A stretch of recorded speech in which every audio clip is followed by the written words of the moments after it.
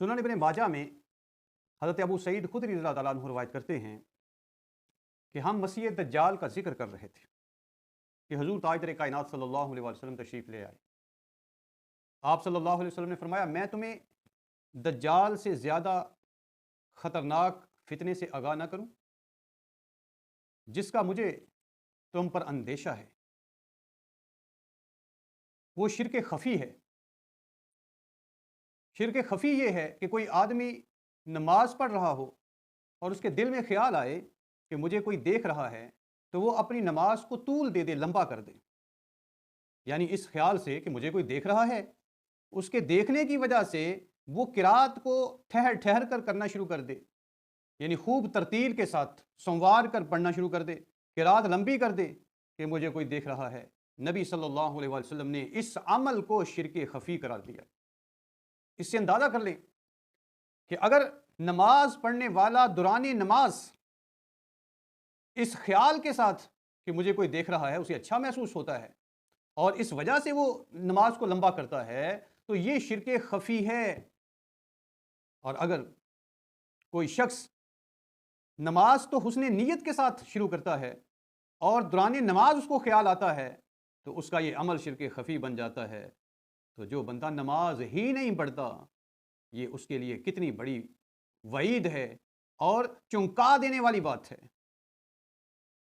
तो दोस्तान ग्रामी, हमारे लिए ये हदीस पाक आंखें खोल देने के लिए काफ़ी है कि हम इस बात पर सोचना समझना शुरू कर दें और दिलो जान से इस बात पर पूरी तरह गौर करना शुरू कर दें कि हम क्या कर रहे हैं और किसकी खातिर कर रहे हैं। जो नमाज पढ़ रहे हैं, क्या महज अल्लाह की रज़ा के लिए पढ़ रहे हैं? रोज़ा रख रहे हैं, क्या महज अल्लाह की रज़ा के लिए रख रहे हैं? हज और उम्रे कर रहे हैं, तो क्या अल्लाह की रज़ा हासिल करने के लिए कर रहे हैं? सदका और खैरात कर रहे हैं, तो क्या अल्लाह की रज़ा के लिए कर रहे हैं? कहीं दिल में कोई ऐसा ख्याल तो नहीं कि हम मखलूक को राज़ी कर लें, लोगों को अच्छा लगे। और अफसोस के साथ ये हमारे अंदर ये बात पाई जाती है कि हम बहुत से काम लोगों को दिखाने के लिए करते हैं, और अगर हम वो नहीं करते तो हमारे दिल में ये ख्याल होता है कि अगर हमने ये नहीं किया तो फिर लोग क्या कहेंगे, अगर ख़त्म नहीं दिलाया तो लोग क्या कहेंगे, अगर सदका और खैरात नहीं दिया तो लोग क्या कहेंगे, अगर इस मौका पर कि एक माहौल बना हुआ है हमने पैसे ना दिए और खर्च ना किया तो लोग क्या कहेंगे। तो इसका मतलब ये है कि ऐसा हर अमल जो हम लोगों की रज़ा के लिए करते हैं, वो लोगों की खुशनुदी के लिए है, वो अल्लाह की रज़ा के लिए नहीं है।